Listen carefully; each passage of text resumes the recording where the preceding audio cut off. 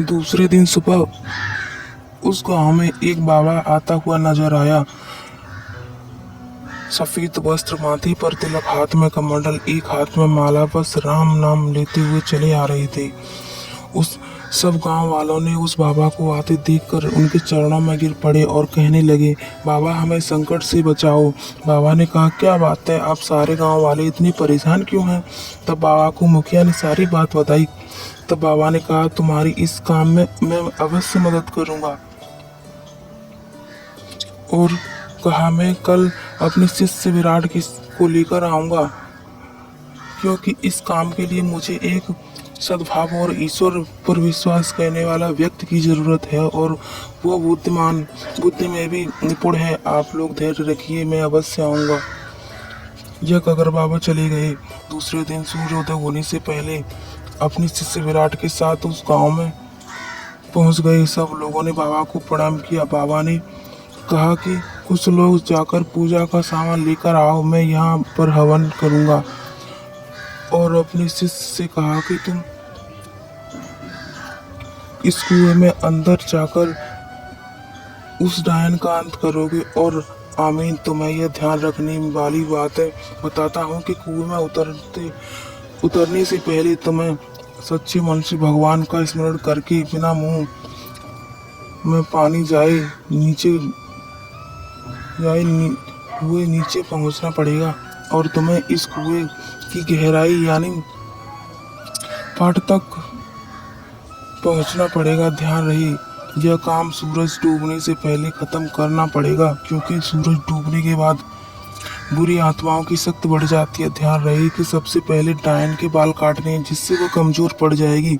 जब वह पूरी तरह कमजोर पड़ जाए तब भगवान का नाम लेकर यह खंजर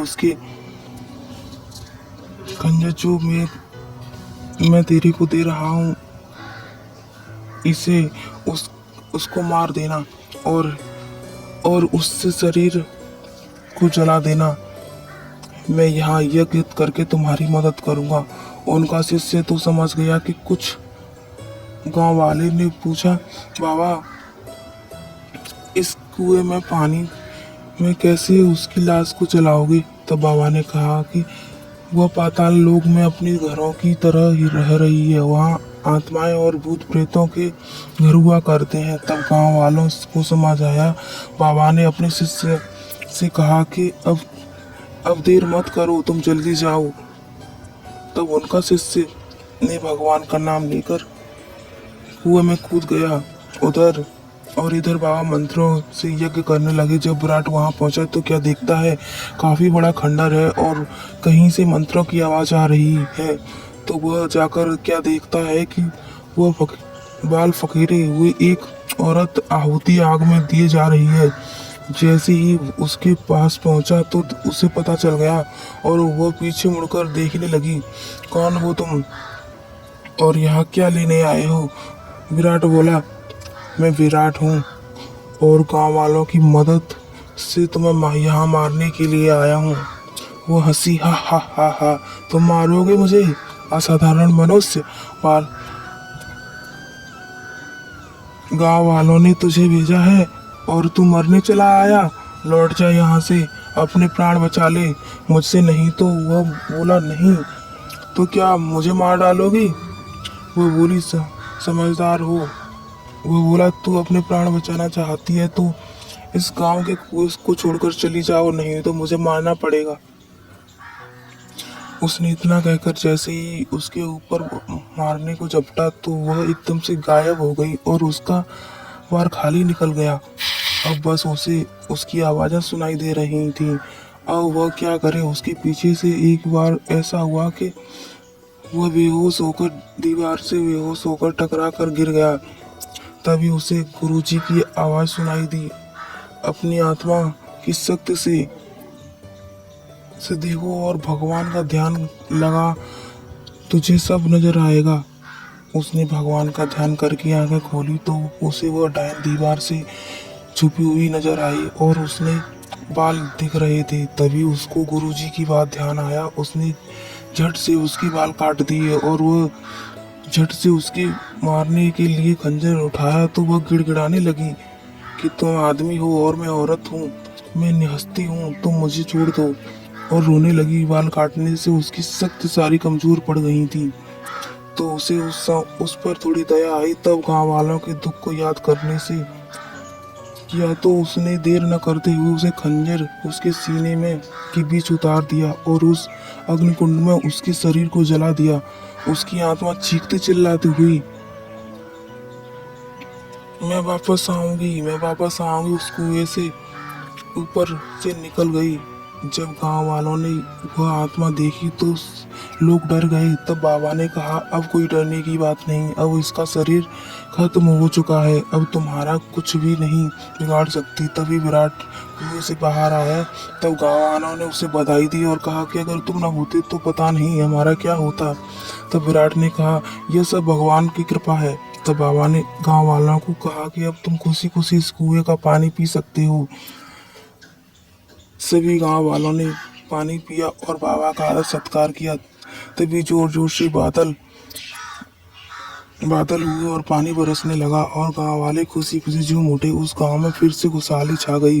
दोस्तों, यह तो काली डायन की कहानी, यह तो आपको पता होगा कि आप लोगों को कैसी लगी। मनुष्य एक खुशी के लिए इतनी अस्ताएं करे, वह खुशी नहीं दुखी देती है। क्योंकि ऐसे लोगों को भगवान भी अपनी शरण भी नहीं देता। क्या पता हुआ बाबा जी भगवान बनकर आए हो। ये कहानी पूरी है दोस्तों। अगर आपको मेरी कहानी अच्छी लगी हो तो प्लीज़ मेरे चैनल को सब्सक्राइब कर लीजिएगा।